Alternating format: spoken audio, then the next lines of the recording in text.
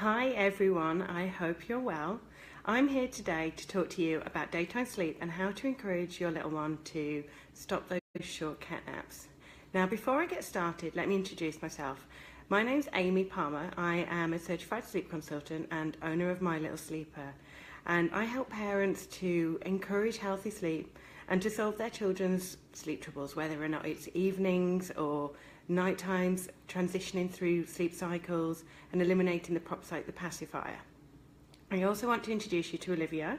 She is 6 weeks old. You can't really see, she's actually taken her second nap of the day, so hopefully she'll cooperate during this video. Now please let me know that you're online, so either give me a like, a thumbs up. Please comment as well to also tag in your friends if they're having trouble with their little one's sleep. I will be answering questions as well at the end of the video, so comment away with any questions that you have. Now at the end, I'm going to offer a discount for off my packages, so also keep following this video to get all those healthy tips, but also the discount rate. Now let me get started. Why is it important to make sure that your baby isn't overtired or too much tired? Someone's just asked to see you. Before I get started, you can have a sleep peek there. Okay. So overtired babies are going to wake more during the night. They're also going to wake up earlier in the mornings and struggle to get their sleep. They'll just start fighting it. So it's really important that you actually encourage healthy sleep during the day. But then on the flip side to that, you also may have a child that sleeps too much and also then struggles to fall asleep at night, might wake up for a party at midnight and want to stay awake till 2 a.m. and then wakes up early in the morning. So it's really hard to get that balance, but it's so important. Okay, so let's work out how we can encourage that balance. First off is I want you to look at a period of 24 hours. So don't look at this nap time, next nap time, the clock. Look at it as a quota over 24 hours. So for example, if you have a 6-month-old that you know needs to be napping between 3 and 3.5 hours, that's what you work on during the day. And then you'll be able to work out their bedtime and then therefore their nighttime sleep. And each child will vary in what their sleep needs are, especially if they're going through development stuff.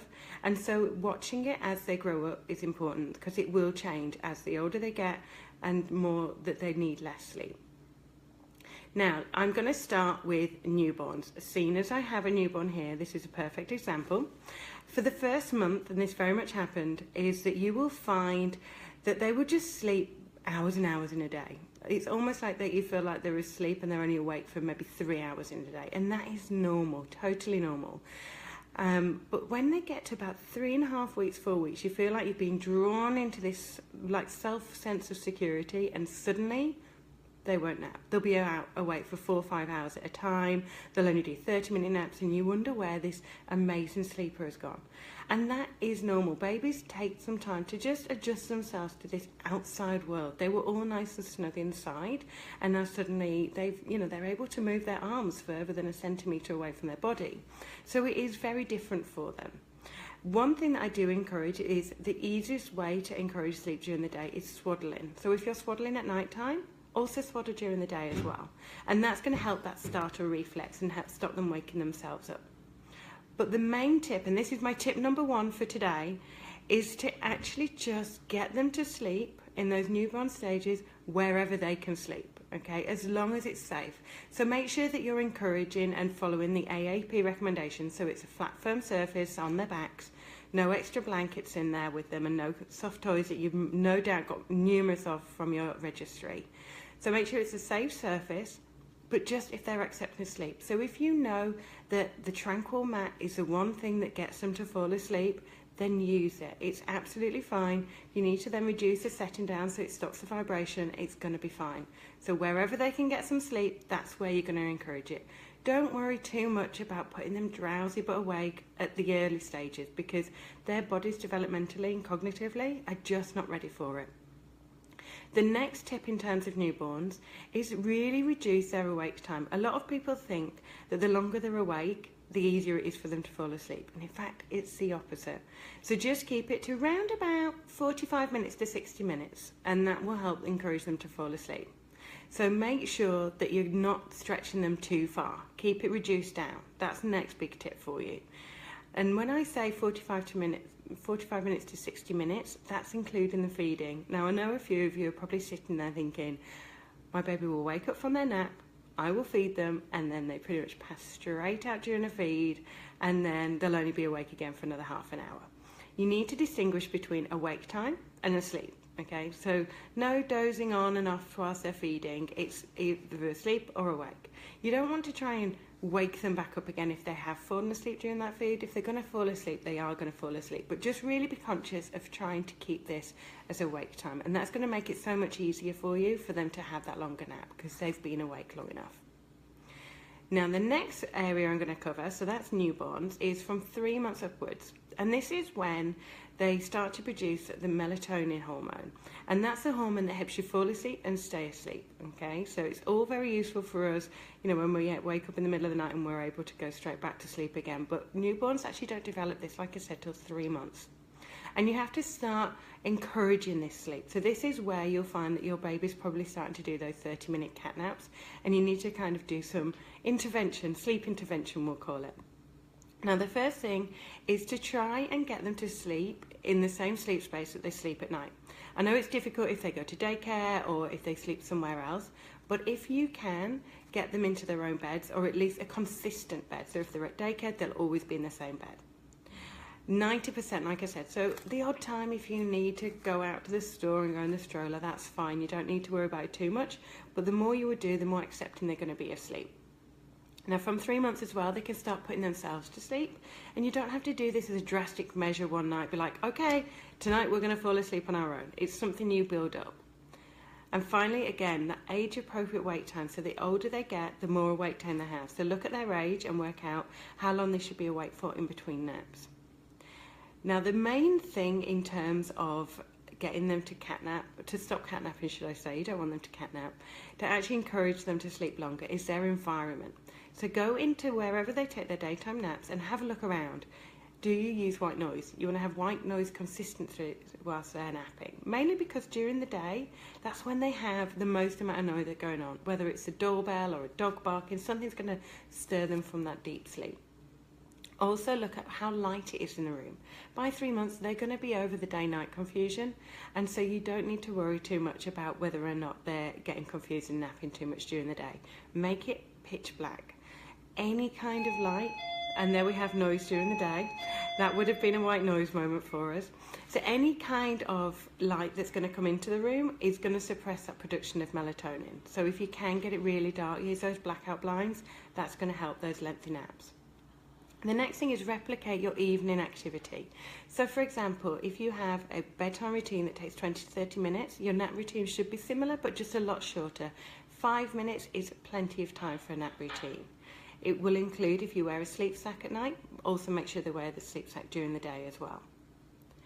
Now finally, in terms of cat naps, is they need to learn, if they're doing 30-minute naps, how to transition. So if they're waking up after 30-40 minutes, that means they're only doing one sleep cycle. And that's not what you need. You need them to do a lot longer.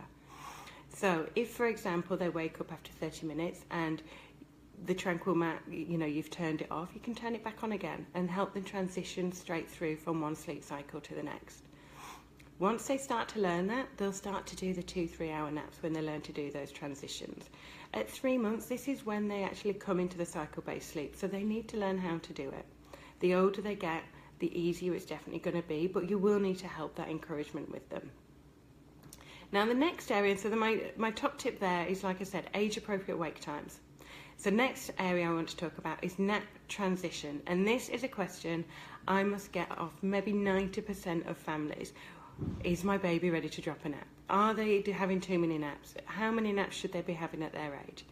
Each baby does vary, and they drop their naps when they're ready. You might need to encourage it, for example, if they're going into the next room at daycare, for example, and in that room they only do 1 nap a day instead of the 2. So, but if it's not anything you need to force on them, don't rush it. Let them drop it when they need to. And you need to make sure actually it is them actually dropping the nap. Quite often they might be going through a developmental leap or actually just a regression, and they're not ready to drop the nap. So just take a look over a week. Are they consistently doing the behaviour that you think is ready for them to drop the nap?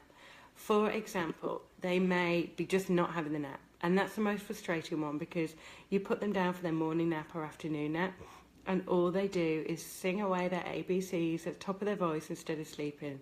And you were really hoping that you were going to get that rest as well. However, if, for example, they are doing this, it's likely they're ready to transition. They may also have a shorter nap, or they may actually start waking up during the night because they're getting too much sleep during the day. So those nap transitions, like I said, can vary. For example, they drop down typically from 3 naps to 2 naps around about the age of 6 to 8 months. Then down from 2 naps to 1 nap, this is the biggest gap, it can be around 12 to 18 months, some earlier, some later. And then the final one is when they give up that final nap, which I know is quite an emotional time for everyone. And that can be anywhere between 2 and 4 years. And that latch nap, dropping that down to no naps, it can take a week if you're in a rush, or it can actually take a really long time. You can spread it over months if you need to. Now, when you do drop that final nap, just be aware that you are going to have to adjust bedtime. So say if you have a 3-year-old that's been napping consistently for 2 hours a day, but suddenly they're not falling asleep at night, and you find you're up till like 9-10 o'clock trying to get them down, then it's time to actually reduce down that nap time. You don't do it instantly. Don't drop every nap every day. Just reduce it down by 1 nap a week, then 2 naps and so on, so that you can start to help them transition. And the days that they don't have naps, you bring bedtime forward. You can even put them down at 6 o'clock if they're ready to.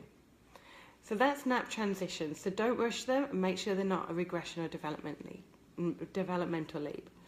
And that brings me on to the next section. So developmental leaps. How do you stop these happening in the middle of nap time? I have seen many pictures of children that have learnt to pull to stand in the middle of their crib and have kind of like quite cutely fallen asleep with their hands on the side of the cribs and standing up. So what I would advise is when they wake up, as long as they're not tired or hungry, practice developmental leaps. So for example, rolling over. When they wake up, have some tummy time in the crib. Get them to practice rolling front to back and back to front. Strengthen that neck up in the crib. You can practice standing up and falling back down again. It's kind of quite fun for them to fall back down onto a soft surface, and you don't want them doing it at nap time, so do it after nap time. Now, the next section is bedtime, and you will find this is a kind of key factor to daytime sleep. If they are struggling to fall asleep at night, it's probably, like I said earlier, you've got that quota wrong. So adjust what's going on at nap time to help them fall asleep at night. Should only really take them 5 to 10 minutes to fall asleep at night. And if it's taken any longer, it's probably because they've been napping too long. On the flip side, if they're completely conking out from exhaustion, they've not had enough sleep during the day, again, you need to maybe add in a little cat nap at the end of the day just to tide them over from their last nap until bedtime. Early risers are also one of the main reasons why people are getting too much sleep or not enough sleep. And so if you are getting up at 5 a.m. in the morning, instead of reaching for the coffee, actually go and solve the daytime sleep, because you'll find that this is going to be much easier. Finally, what not to do. There's many things that I've given you tips on here on what you can do, but there are certainly things that you shouldn't be doing in terms of encouraging daytime sleep. For example, don't fall asleep with them on the couch. There are many babies that like to be held in those first couple of weeks for a nap, and it's just that feeling of sense of security, but also they enjoy that bonding time and skin to skin. Baby wearing is a much safer option, so don't fall asleep whilst they're on the, you want to make sure you're reducing that risk of SIDS. If you are relying on the motion to fall asleep, so the Tranquilo Mat is an excellent way to actually soothe a baby, because that extra kind of vibration underneath them is very soothing for them. So if you are using that, just be aware you are going to have to slowly wean them off them, which is the best thing about the mat, is that actually they've got 5 settings on them, so you can start off with a high vibration and slowly reduce it down. My next thing is not to do is don't ever assume, and I know there's many parents out there that will agree with this, that if you put them down late at bedtime, they're going to sleep longer in the morning. Same goes for nap time. Don't assume that because you've stretched them out that extra half an hour that they're going to have a longer nap. It's very much the opposite. They will actually end up having a shorter nap because they've gone down overtired. Now, last one is don't make sure that you put them to bottle with a bed. And I know this sounds quite obvious, but you don't want them to be falling asleep with that milk. One, dentist will, definitely want you to be putting them down without actually having any kind of aid in terms of milk. But two as well, it just ends up in a mess. I know that sounds really silly, but you know, they'll spit the bottle out and then they'll have spit up. You want to give them a burp afterwards. If they do need that sucking motion to fall asleep, use a pacifier. They're a great way to help reduce the risk of SIDS. They'll push it out when they're done with the sucking side of things. So that's not what to do. If you want more details on what not to do, just generally with sleep, I have written a blog post that we will attach the link onto the Tranquilo Mat page, and you have a read of that because there's some great tips in there on what not to do, as well as these tips here on how to encourage sleep. Now, as I mentioned earlier, I am going to offer everybody that's watching the Facebook Live a discount to all of my packages, and that's a 15% off discount that's available if you book before December 31st, so before the end of the year. All you need to do is visit my website, and that's www.mylittlesleeper.com, and fill in the contact form on that page, and just include the discount code Tranquilo Mat 15. And that will give you a discount on all of my packages. Now, don't worry if you're not in Chicago, which is where I am based. I do offer packages that are over FaceTime and Skype, so we don't have to do everything face-to-face. Also, as well, I do offer a free 20-minute call, so if you want to just have a chat, find out what's going on with your sleep troubles and how I can help with those. Again, fill out that contact form and I'll be able to talk you through what's going on. Finally, all these sleep tips that I do share, I also put on my own Facebook page and Instagram. Just follow me on the My Little Sleeper pages and you'll be able to get those top tips as well. Now, I mentioned earlier I can see I've had quite a few comments on here, so I'm going to go through and answer these. I have got my glasses on so I can actually read them today, so just bear with me. So we've got Zoe Jackson. So mine sleeps all night and wakes around 4 for a bottle and goes back to sleep. He sleeps a lot during the day and he loves his naps, but sleeps so good at night, he's sleeping all night. Just bear with me. But since he's getting teeth, he's been waking up. Teeth are tough. They do definitely impact sleep. Typically with teething, it should only impact around about 5 to 7 nights per tooth. But the best thing for you whilst you're teething is don't do any sleep training, because they're going to need that extra comfort. They may need that extra feed if they're going through growth as well as teething. But at 7 months, that's totally normal for them to be waking up around about 4 a.m. Quite a lot of babies do like that kind of early morning feed up until about 8 to 12 months.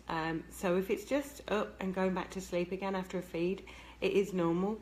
If you want to encourage kind of that longer stretch and for them not to wake up, you can do that elimination of that feed, but it's entirely up to you. That's a parenting choice whether or not you're ready to drop that feed or not. If you do want to, then I definitely encourage some gentle sleep training for them. We've had some good mornings there and hi, so hi everybody, thanks for checking in. And yes, Alison, it is very typical that someone rings the doorbell, just as I mentioned about the white noise. I didn't plan that, I promise. How late should a 4-month take their last nap? Now, with any age, 4 months or older, you need to work out their age awake time. So round about 4 months, it's a little bit longer than a newborn. So typically about an hour and a half they should be awake for in between their naps and bedtime. And that's the most important awake time, because like I said earlier, you don't want them to be overtired or too tired. And so roughly, if you want a 7 o'clock bedtime, then they should be up from, let's work backwards, I'm terrible at maths, 5:30. Bedtime, I always aim anywhere between 7 and 7:30 is a good time. The earliest I would do is 6 p.m. and the latest is 8 p.m. You want them in their beds definitely and asleep by 8. I want to keep Alison's saying, I want to keep nap time as long as I can. We've just managed to get a good 2-hour nap from our 18-month-old. I totally agree. The longer you can keep nap time, the better. I have 2 older daughters. My eldest dropped hers at 2.5, and I very much mourned that nap over 6 weeks because I had a younger daughter as well at the time that was still napping consistently. The longer you can keep it, the better, as long as it's not impacting on bedtime. So if they're not going to go to sleep till 9-10 o'clock at night, if that doesn't work for your family, then you need to make sure that you're reducing that nap time down. You can even have an hour nap, but 18 months, 2 hours is a great nap time, Alison. So we've got Megan here. A newborn should only take 5 minutes to fall asleep at night. If they're taking longer, they're sleeping too much during the day. So no, 5 to 10 minutes is normal to fall asleep at night at any age. A newborn can't have too much sleep. The more sleep they get, the better. Don't stretch them out. you'll find they do those lengthy naps. I use this one as an example. She can do a good maybe 2 to 3 naps that are 2 hours long roughly. She'll do a couple of cat naps in there as well, but she'll get roughly between 5 and 6 hours during the day. She goes down at 8 o'clock at night, and she'll go through between 1 and 2 a.m. She'll wake up for a feed, and then she'll wake up for a feed about 5 a.m. She does struggle. She does wake up a little bit early, for my liking anyways, at about 6:37. So that gives you an idea in terms of like a 6-week-old, which is normal. I wouldn't say she's great. I wouldn't say she's horrendous. We've got Andrea. So your 2-month-old is constantly taking cat naps but stays late. How do I break her from sleeping all day? One thing that I would say is have a look whether or not she's fallen asleep while she's feeding, Andrea. So if she's dozing off in between those feeds, you'll find that she's not having proper wake time and not having proper nap time. So if you can really distinguish, you know, which one is which. If you find that she sleeps great in a carrier and it's going to give you 2-3 hours, then spend a bit of time in the carrier, do Facebook Lives with her on your front, or, you know, go for a walk, whatever it may be. But try and get some longer naps, either by having them, you know, in a stroller, like I said, some kind of safe place to get that nap time in, and you'll find that that's definitely going to help. Maria, how long can it take a baby to learn to lengthen naps? Maria, it can really vary, I will be honest. Some babies can take a week, but more often than not, I would say it takes a little bit longer for them. It can take a couple of weeks, and what you want to do is when they wake up after a short nap is trying to encourage them to go back down again. Try to get them to go back down for roughly between 10 to 15 minutes. If they're going to go back to sleep again, they will do during that time. Someone's clearly having a little catnap here. I'm hoping she'll stir. This is her first sleep cycle, so you'll be able to see if she transitions through. But yeah, you can take a couple of weeks to encourage that. It can be quite disheartening, especially if all day all you're doing is fighting that lengthening the nap. But then one day they'll just figure it out and they'll be able to do it without you encouraging them. So we've got Lorna. Is it okay to use soothing products like the Tranquilo Mat to help baby fall asleep? Absolutely. You know, a lot of babies do need encouragement, especially in the first 4 months. They're not old enough and cognitively able to actually just go, oh, I'm ready for a nap now, it's time to fall asleep. They will fight it and resist it. So if you do use the mat, then yeah, that's absolutely fine. Like I said earlier, it comes with multiple settings, so you can start it quite high and then you can wean them off that. So it's great for the beginning, and then start to reduce that down, because the older that they get, the harder it will definitely be to kind of wean off products. But there are many things out there that, you know, you can do, and I always say either wean off if that's your personality and parenting style, or go cold turkey, whichever one's best and you think that your baby's able to deal with the change. We've got a few more on here, so let's have a look. We have Alexandra, what if my 2-month-old will fight naps and stay awake for 45 hours in a day?